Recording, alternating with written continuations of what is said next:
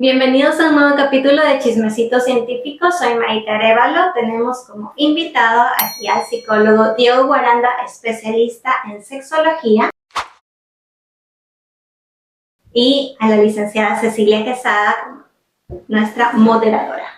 Bueno, sí, hoy estaría más como paciente porque no es mi área, yo soy microbióloga, pero bueno, hoy les voy a entender un poco mejor y voy a ser yo la que limite no términos médicos. Ok.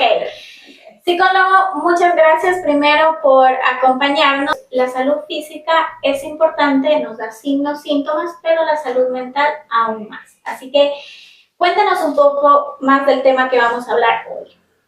Bueno, prácticamente hoy vamos a hablar sobre lo que es el trastorno de ansiedad generalizada, que en muchas ocasiones son confundidas con otras situaciones, con la ansiedad como una emoción, con el trastorno de pánico o inclusive con los subtipos de trastornos de ansiedad. Entonces es muy necesario poder identificar cuándo es ansiedad, cuándo es un trastorno, cuándo es una depresión y de esa forma pues ir orientando pues al público más que todo. O sea, la ansiedad es un sentimiento. Es una emoción. Es una emoción. Es una emoción. Y cuando yo llamo a esto trastorno, ¿qué es un trastorno? Ya, un trastorno es una alteración de algo en particular que es un patrón persistente en el cual va a haber una pérdida de funcionalidad de la persona a nivel laboral, a nivel social, a nivel personal. Y pues los síntomas van a estar tan marcados que evidentemente va a requerir un tratamiento. Es muy diferente a una emoción porque todos nos sentimos ansiosos. Por ejemplo, mañana tengo un examen, yo ya estoy nervioso, me pongo frío, pienso que me va a ir mal, pero ya paso ese examen, yo ya paso esa situación, se me fue esa ansiedad. O como cuando me siento triste, comienzo a llorar, pero pasa esa situación, me siento un poco mejor, me regulo y pasó. En cambio, ya cuando hablamos de un trastorno, sin importar las situaciones que cambien o no cambien, se va a mantener persistentemente. O sea, pese a que las cosas vayan mejor, igual yo sigo teniendo esta ansiedad constante y en todos los aspectos de mi vida laboral, en la casa. Y eso causa pues que la persona comience a aislarse, comience a tener un comportamiento en el cual pues veamos que algo pasa, que algo no está del todo bien. Ok. ¿Cuáles pueden ser síntomas de que una persona padece este trastorno de ansiedad generalizada? Los síntomas pueden ser a nivel físico, puede ser a nivel cognitivo y puede ser a nivel emocional. En lo físico, pues tenemos la clásica que es las manos frías, síntomas gastrointestinales, síntomas como que el corazón te palpita rápidamente, ¿ya? Desde lo cognitivo tenemos más que todo lo que es sobrepensar distintas situaciones, ver todos los escenarios. Y es muy interesante porque ahí en redes sociales, por ejemplo en TikTok, sale el Spider-Man, sale Peter Parker, que dice, no, tú no tienes el sentido arácnido, tú tienes ansiedad porque estás viendo. O como cuando sale Doctor Strange, diciendo que ve todos los multiversos, todos los escenarios. ¿Ya? Pero eso no es que tienes una habilidad o tienes un don, estás sobrepensando, viendo todos los escenarios posibles. Pero todo a lo negativo. Todo a lo negativo, claro, causando una repercusión a la persona porque esto se acelera más. ¿Estos pensamientos son llamados pensamientos intrusivos? Claro, depende también del tipo, porque están los intrusivos que aparecen, están los rumiantes, están los obsesivos, como que no puedes controlarlos, están presentes, depende porque hay muchas categorías. Sin embargo, el foco central es que vienen pensamientos negativos que te van a ir alterando y en lugar de tranquilizarte o regularte, poco a poco va a ir que tus síntomas empeoren. Y nos limitan en la vida diaria, ¿no? Correcto, porque dejamos de funcionar en lo social, nos aislamos. Nos da miedo todo. Nos da miedo todo. Nos da miedo todo. Ese es un subtipo, la agorafobia. Wow, o sea, es una clasificación y una subclasificación. Es una clasificación y una subclasificación, correcto. ¿Qué tan frecuente es este trastorno? De hecho, es uno de los trastornos emocionales más frecuentes en la población, junto con el trastorno depresivo. Entonces hay que tomar en cuenta porque en muchas ocasiones una persona puede ser ansiosa, puede de hecho tener un rasgo ansioso en su personalidad, pero eso no significa que tenga un trastorno, sino es que hay que ir identificándolo y siempre es necesario pues una valoración profesional para que podamos dar un nombre específico a lo que tiene esta persona. Pero puede haber ansiedad y depresión a la vez. Claro, generalmente esto se lo conoce como una comorbilidad. ¿Por qué razón? Hay personas que primero desarrollan un trastorno depresivo y posteriormente a este desarrollan un trastorno de ansiedad o viceversa. Sin embargo, es frecuente, pero no se da en todos los casos. No siempre va a acompañar. Claro, porque si yo estoy súper preocupada por todo, obviamente me voy a sentir deprimida porque siento que no voy a poder salir, que no puedo hacer eso, que me va a ir mal en el trabajo y eso me va a deprimir. El mismo hecho de autolimitarme, de realizar acciones, me deprime porque ya no estoy haciendo lo que solía hacer, me siento mal porque estoy ansiosa y además me siento triste porque no puedo hacer absolutamente nada. Me lleva a eso. Pero ¿cómo puedo yo identificar que necesito ayuda o que ya me estoy saliendo de eso? ¿Como yo o de pronto lo tendría que hacer un familiar, no? Porque generalmente cuando nosotros tenemos un problema no lo aceptamos o creemos que no es un problema. Es que va a depender de la perspectiva de la persona. ¿Por qué razón? Porque hay personas que cuando se sienten sumamente mal piden ayuda. Y hay otro tipo de personas que a pesar de que se sienten mal no buscan ayuda profesional, porque igual en salud mental existe este tabú de la enfermedad mental, de lo que es ir al psicólogo, ir al psiquiatra. Entonces, no estoy loco. No estás loco. Por eso no voy a hacer. Correcto. Entonces, basado en esa perspectiva, pues, ¿cuándo pedir ayuda? Pues cuando ves que estás perdiendo funcionalidad, cuando ves que no puedes salir de tu cama, cuando ves que ya todo te irrita, todo te enoja, te sientes triste, te sientes nervioso, te sientes angustiado, cuando ves que ya tus familiares se están preocupando por ti, es un momento muy oportuno para acudir a valoración profesional, para poder trabajar y de hecho, si identificamos temprano lo que está pasando a una persona, va a ser mucho más manejable el tratamiento.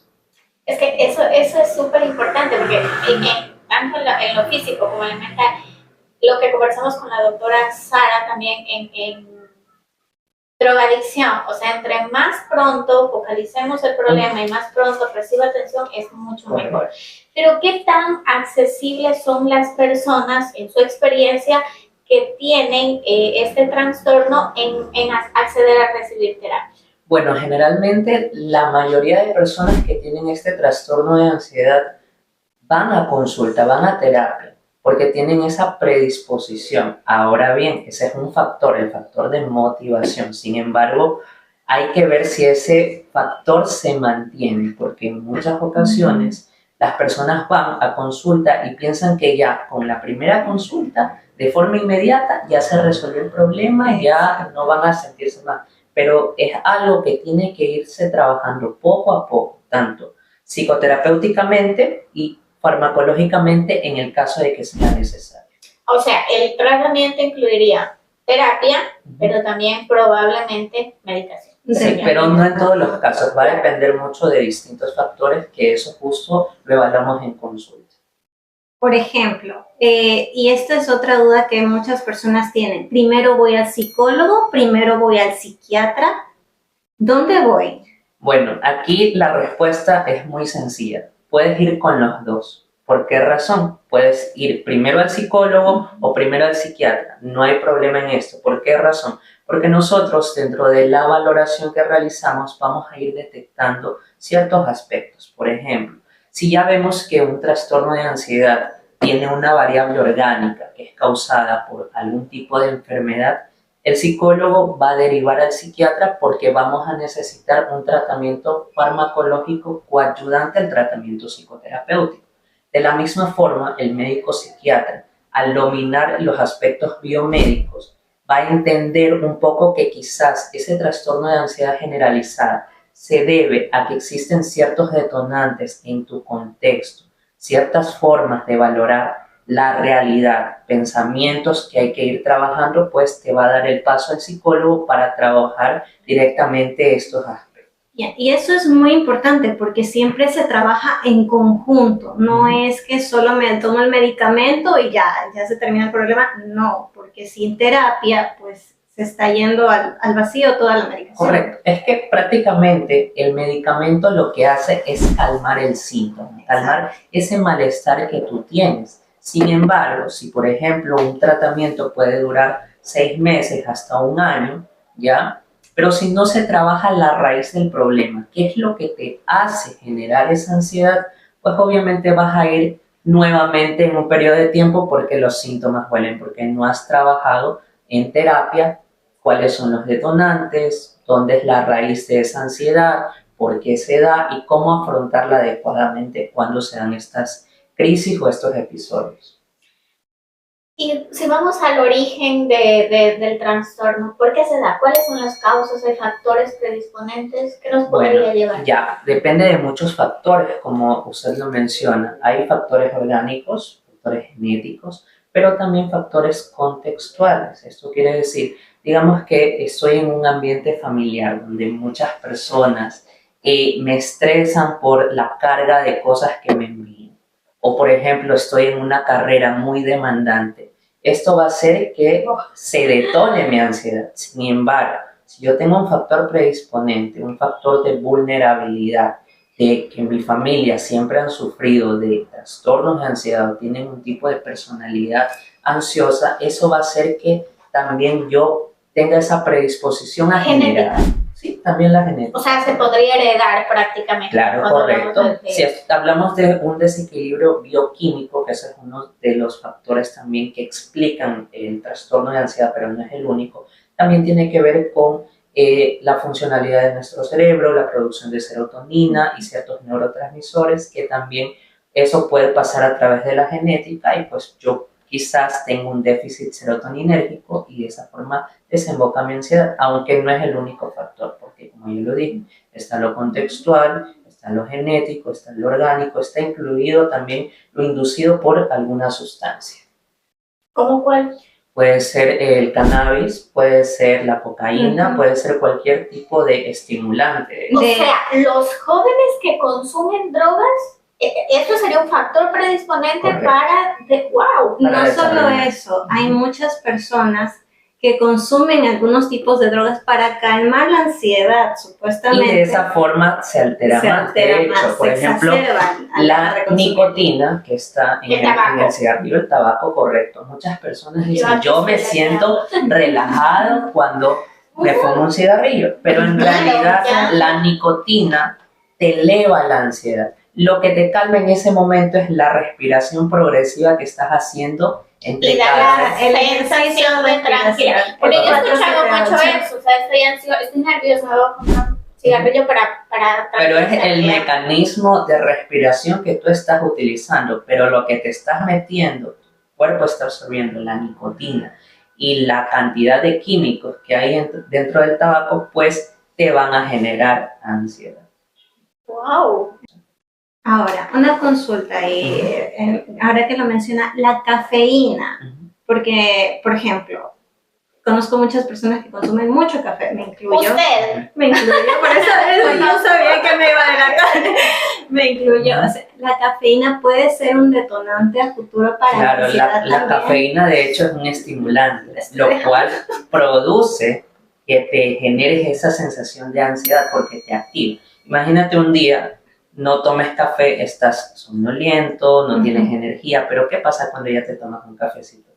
Ya estás listo para hacer las cosas. Sin embargo, esto también te provoca ansiedad. Ahora, si le sumas azúcar, obviamente ya estás dándole una bomba atómica o una Coca-Cola, una cola. Un energizante. El energizante es mucho peor, de hecho, porque esto causa también una alteración en los latidos del corazón, lo cual pues, va a provocar esa sensación de taquicardia, que también está asociada directamente entre la semiología de la ansiedad. Me quedé súper colgada con el término de ansiedad, ¿no? Y entiendo que cuando hablamos de trastorno y generalizado y hablamos de diferentes aspectos, pero quisiera hacer un poquito hincapié en lo que es ansiedad. ¿Cuál es la diferencia entre ansiedad y estrés, porque de pronto si estoy estresada por una situación, estoy como intranquila, pero eso sería simplemente como una emoción transitoria, nada Ya, más. la ansiedad es exacto, es una emoción transitoria, es decir, va a estar en función de lo que yo haga, de lo que yo Y piense. tendría una razón lógica por la cual. El estrés que usted habla es prácticamente una forma, un mecanismo que tiene nuestro cuerpo cuando se producen ciertas situaciones en mi contexto que me detonan. ¿Y qué hace el estrés? Pues preparar todos mis recursos personológicos para afrontar esa situación. Porque hay que tomar en cuenta que hay un estrés positivo y un estrés negativo, que generalmente tenemos pues el estrés negativo, donde pues se eleva el cortisol y se elevan ciertas sustancias en nuestra... ¿Hay un estrés positivo? Hay un estrés positivo, es prácticamente el que nos ayuda a realizar las tareas, las actividades. Es un mecanismo de afrontamiento. Es un mecanismo de afrontamiento. Que siento a fin de mes y que digo, ya no quiero trabajar, pero tengo que pagar. Es un motivador también. Entonces tengo el estrés positivo a fin de mes. Okay. Yo creo que a mí me queda muy claro, y eso que yo soy la que menos conozco del tema, qué desencadena, cuáles son los factores predisponentes, entiendo ya generalizado, me afecta como familia. El tratamiento estamos viendo que depende, podría ser, o si de pronto puede ir combinado con fármaco, con terapia o solo terapia, ¿de acuerdo? O solo psicofármaco. Solo psicofármaco, ok. Para mí me queda súper claro hasta allí. Ahora, yo he escuchado mucho el término crisis de ansiedad. Es verdad, ¿Qué es esto? ¿Cómo se produce? ¿O hay detonantes para una crisis de ansiedad? ¿Existe la crisis de ansiedad? Ya, el término crisis está bien dicho. Puede ser crisis, puede ser episodio. Es el momento en el cual los síntomas se remarcan y son tan intensos que tú ya sientes esa molestia en ti. Que los síntomas son tan incapacitantes que en ese momento te detienes de lo que estás haciendo y te enfocas directamente en lo que te sientes. Y de hecho, muchas personas que han tenido una crisis de ansiedad han terminado en emergencia pensando que tenían un ataque cardíaco o que tenían un infarto, ¿correcto? Los cambios no solamente son a nivel emotivo, pueden ser también... se somatiza. Se somatiza, correcto. A nivel fisiológico. A ver, se somatiza. ¿Qué significa somatizar? Prácticamente la somatización prácticamente es cuando existe una emoción de por medio y esto te genera síntomas físicos. Pero que si haces una exploración, si te haces análisis de laboratorios, te haces todos los exámenes habidos y por haber y no se encuentra una razón médica, pues estamos hablando ya que estás somatizando. De hecho, hay trastornos somatomorfos que anteriormente se lo conocía como los trastornos histéricos, pero que han venido con el paso de tiempo modificándose la terminología. Wow, pero esos físicos serían en cuanto a la respiración. ¿Puede ser la presión arterial también? Bueno, la presión arterial ya incide directamente a otros factores. Eso es más. Pero la respiración sí. Eso de ahí es la hiperventilación, que es un síntoma principal tanto en ataques de ansiedad como en ataques de pánico. Ya, ¿qué podemos hacer si nos encontramos ante una crisis de ansiedad? ¿Cómo lo manejamos? ¿Qué hacemos en ese momento que estamos sudando frío, que sentimos que no podemos respirar, que estamos totalmente ansiosos y no sabemos cómo trabajar? ¿Qué podemos hacer en ese momento? Bueno, en esos momentos es muy importante tratar de trabajar en un tipo de respiración consciente. Que tú le digas a tu cerebro que no estás en ninguna situación de peligro. ¿Por qué razón? La ansiedad es una emoción que está diseñada para prepararnos para el peligro. Si detecta nuestra mente que estamos en una situación de peligro, probablemente desarrollemos esa ansiedad. Si le decimos y trabajamos directamente, hay varias técnicas que se pueden trabajar, como la respiración progresiva, el hecho solo de sentarte, de tratar de distraer tu mente en ese momento, o también de pedir ayuda a un familiar que solamente te escuche para poder expresar lo que estás sintiendo en ese momento. Eso también es terapéutico y eso también te ayuda a trabajar esa crisis de ansiedad en dicho momento. Exponer esos pensamientos rumiantes que mencionaba, decirlos, solo sacarlos y ya. Correcto. De hecho, esto es un protocolo que se utiliza bastante en intervención en crisis, que es cuando sucede una situación traumática, la persona entra en en acting out, y esa persona... ¿Qué es? Aquí estamos aprendiendo muchísimo. ¿Qué significa? El acting out prácticamente es un periodo de tiempo en el que te sales de tu realidad. Es decir, hay una alteración, es como cuando entras en shock. Pasa una situación, un accidente, algo de por medio, y tú te paralizas, no sabes qué hacer. Te fuiste prácticamente. Ya, eso es un mecanismo de acting out. ¿Ya? Wow, o sea, el cerebro es increíble, definitivamente. Ahora, cuando una persona ya es diagnosticada, recibe tratamiento, ese tratamiento es de por vida, es algo que me va a acompañar, que lo tengo y que tengo que, o sea, que tengo que aprender, según veo, tengo que aprender a controlarme, tengo que manejar mis emociones. Seguirá en contacto necesitando terapia a futuro.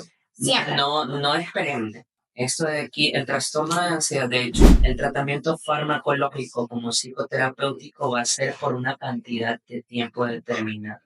En psicoterapia solo trabajamos directamente en dotar al paciente con técnicas de afrontamiento que utilice cuando se den estos problemas. Tomando en cuenta que la ansiedad es una emoción. Tú te vas a sentir en un futuro ansioso, así como te sientes triste, pero puedes aprender a afrontarlo y sobrellevarlo. Sin embargo, no es que vas a estar toda la vida en terapia. De hecho, vas a pasar solo una cantidad de tiempo determinado hasta que puedas tener tus recursos y manejar adecuadamente la ansiedad. Me acordé de la película de las emociones. Sí, es muy buena. Justo ahí aparece esta nueva emoción. Aparece ansiedad, correcto, haciendo sus desastres. Y bueno, esa es otra pregunta que yo tengo. ¿Puede aparecer en la infancia o solo en la adultez? Ya, la ansiedad como tal, como es una emoción, va a estar desde el momento en el que se comienzan a desarrollar nuestro cerebro. Prácticamente es una emoción que nos acompaña. Claro que en la infancia se puede dar también el trastorno de ansiedad generalizada, sí, pero también se pueden dar otros trastornos. Algo muy común en los infantes es el trastorno de ansiedad por separación, ¿ya? O la ansiedad por separación, que eso ya no es trastorno, porque hay dos tipos: el trastorno de ansiedad por separación y la ansiedad por separación, que es algo normativo. Cuando tus papás se van, comienzas a llorar, comienzas a sentirte mal porque se van, pero vuelven y te sientes mal. Es como ahora en redes, el apego seguro, el apego inseguro, ¿ya? El apego ansioso. El apego imitativo. Tengo mucho que aprender de ustedes, la verdad. Ok. En la medicación también, entonces supongo que es algo transitorio. Si llegara a necesitar, cumple su etapa y lo importante es que prácticamente el paciente tenga las herramientas para aprender a controlar. Y estas herramientas pueden prevenir pues las crisis. Correcto, ¿no? Porque ya en terapia aprendemos a que el paciente pueda conocer cuándo está por venir una crisis de ansiedad, cuando están iniciándose los síntomas, y de esa forma prevenir. O también manejamos pues los principales desencadenantes o detonantes, es decir, situaciones específicas que hacen que el paciente, la persona que padece ansiedad, se incentive en los síntomas. Ok. No, un consejo que usted podría dar para las personas que están sintiéndose identificados con los signos, con los síntomas que hemos mencionado, ¿qué consejo sería?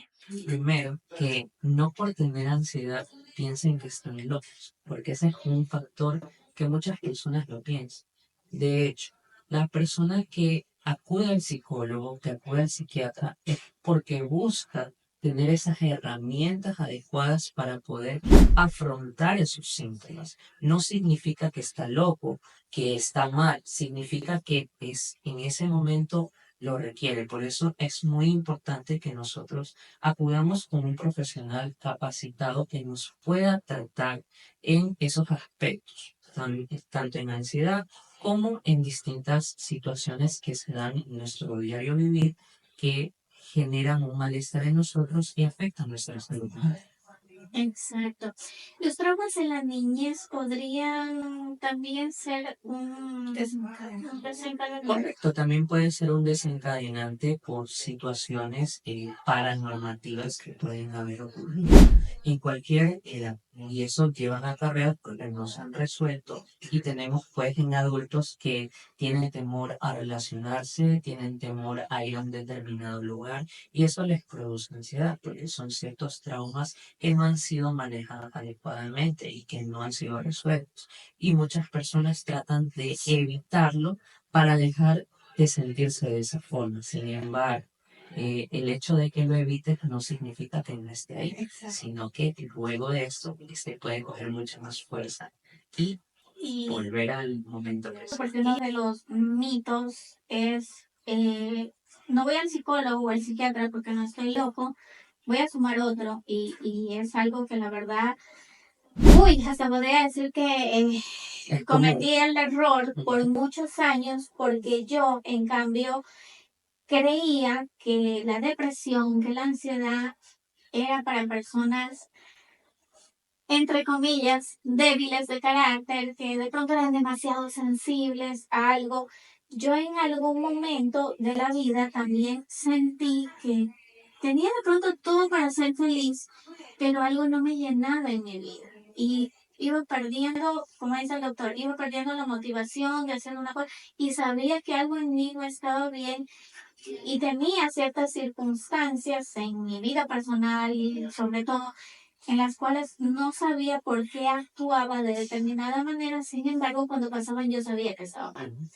Y para mí recibir terapia fue lo mejor que me pudo haber pasado. De pronto creo que subestimé lo que implica buscar ayuda con un profesional y saber buscar, porque yo creo que ustedes nos dan las herramientas necesarias para saber qué está mal entre nosotros y transformarlo en algo positivo. Claro, el primer paso es darte cuenta qué es lo que está pasando, qué te afecta, qué te lleva a eso. Saber qué hacer. Que es un problema. Sí. Correcto. La verdad yo sí creo que fue lo mejor de mi vida. Me ayudó a ver las cosas de otra manera y ahora, no, creo que soy una persona antes de terapia y otra después de terapia y si lo hubiera hecho antes hubiera sido mejor. ¿Y sabe por qué fui? Porque de pronto mis amigas o personas que me conocían me decían, creo que tienes algo que debes sanar o creo que tienes algo que, mira, anda a terapia. Es que si me dicen dos amigas, eso de pronto, sí, ¿no? De pronto lo estaban viendo desde fuera. Te falta sanar, te falta llegar a curar Y algo. muchas personas toman mal el hecho de que te recomienden terapia. Claro, o sea, no, bueno, yo no lo tomé mal, más bien llegué a un punto en que dije, a ver, si dos personas me están diciendo y me están enviando el número del psicólogo y alguien me dijo, yo lo hice, me fue muy bien, te va a ayudar, es excelente, porque claro, uno puede decir, yo tengo mi amiga y mi amiga es mi psicóloga, ya le cuento y ella me dice, pues no, porque la amiga de pronto parece que sea una amiga psicóloga. Pero si no, lo ideal es que vayas con un profesional porque él te va a guiar y te va a dar las herramientas. Una amiga te va a aconsejar de acuerdo a sus vivencias. A su perspectiva, lo que ha hecho y lo que le funciona a ella. Experiencia para entonces, claro, las amigas son hermosas, pero si no son psicólogas, no son las ideales, definitivamente. No solo eso, cuando uno se encuentra en terapia, tiene la disponibilidad para decir cosas que tal vez no se atreva a decirlo ni a sus padres, ni a sus amigos, por más amigos que sean, porque son cosas totalmente íntimas y personales que solo se pueden abrir frente a un profesional, pues, entonces... Y también por el temor al reproche, al que yo voy a decirle algo y la otra persona termina diciéndome por qué lo hiciste, está mal, claro, y uno se siente peor. Ahora, voy a hacer una pregunta que no tiene nada del tema, pero se me vino a la idea porque en ese tiempo todo era virtual y yo lo hice de forma virtual. Eso me parece una buena opción. Yo me sentí súper cómoda con la consulta virtual. de pronto, digo, no sé, no lo hice porque era el tiempo de pandemia, pero de pronto estar con una persona al lado me da mayor, o no sé, me limita. Y yo de forma virtual me sentí súper bien. Es que ya depende de los gustos de la persona. Hay muchas personas que les gusta virtual porque sienten que están en su casa, están cómodas, En un lugar seguro. en su lugar seguro. Y hay otras personas que dicen, no, en mi cuarto, en mi casa no tengo esa privacidad, estoy muy incómodo, siento que me van a escuchar. Entonces por eso acuden a consulta presencial. Recomendarle también al psiquiatra, quería decirle algo. A mí me encanta el contenido que suben en redes sociales. De hecho, en algunos días, porque claro, uno a veces se usa, nosotros somos fans, pero no fans de la relación, somos fans del contenido. Pero a mí me ha pasado que a veces estoy como con cierta situación y de pronto veo las publicaciones y yo, ay, sí, o sea, es como que me motiva y siempre como le dejo ay, mi corazoncito y me parece súper chévere. Me parece súper bueno que ahora los profesionales se den un tiempito, porque la verdad es tiempo y es sacrificio hacer este contenido, es darnos tiempo para grabar y me parece súper importante, de verdad, porque es una forma de ayudar y de retribuir a los pacientes y de darles herramientas o decirles estoy presente, estoy ahí para ti, estoy haciendo contenido para ti. Así que yo quería felicitarlo y agradecerle porque la verdad yo siempre reviso y a veces justo calza con lo que estoy viviendo y me ha hecho súper bien. Así que yo no me pierdo, siempre estoy viendo los estados y las publicaciones. Yo también ahí estamos pendientes. Listo, entonces, bueno, agradecerle. A ustedes también por la acogida. Sí, no, es muy bonito y claro, me parece súper interesante no solamente hacerlo con ginecólogos, con traumatólogos, sino también con psicólogos, con psiquiatras, porque la salud mental es súper importante y definitivamente es algo que tenemos que aprender muchísimo. Yo hoy, la verdad, he aprendido mucho, era la que menos sabía de psicología, hasta tenía miedo del podcast, pero sabía que iba a aprender mucho, siempre es bueno eso en la vida. ¿Dónde atiende para que le conozcan? Bueno, es nuestro compañerito en Torre Médica Cima. Atiende el consultorio. Yo atiendo en el consultorio 709 que está en el piso 7 de aquí mismo de la Torre Médica Cima. Ajá, así que en la ciudad de Guayaquil, pero que igual va a ser como virtual. Virtual a todo el mundo. Ajá. Así que bueno, igual acá les vamos a dejar los números de teléfono y las redes sociales del psicólogo Diego Guaranda para que ustedes también lo puedan seguir y disfrutar del contenido súper bueno que les transmite día a día. Y bueno, este fue el capítulo número 4. Celebramos o conmemoramos el Día de la Salud Mental y por eso precisamente hicimos esto. Y esto fue... Chismecito científico.